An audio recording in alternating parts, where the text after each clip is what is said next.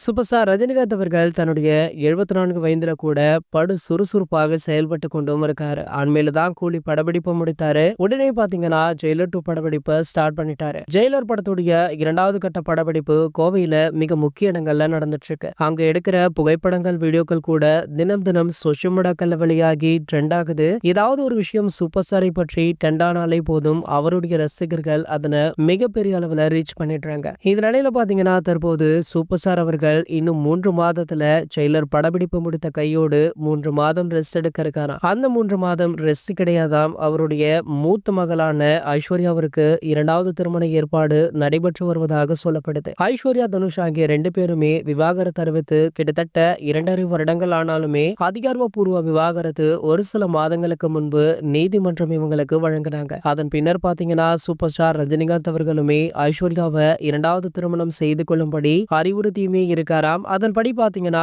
தற்போது ஐஸ்வர்யாவுமே சம்மதம் தெரிவித்துள்ளதாக செய்திகளுமே கிடைச்சிருக்கு. இன்னும் 2 அல்லது 3 மாதங்கள்ல ஐஸ்வர்யாவிற்கு திருமணம் நடைபெற போவதாக செய்திகளுமே வெளியாகி இருக்கு. இது போன்ற சினிமா செய்திகளை பத்தி நீங்க உடனே தெரிஞ்சுக்க நம்மளுடைய சேனலை மறக்காம சப்ஸ்கிரைப் பண்ணிக்கோங்க.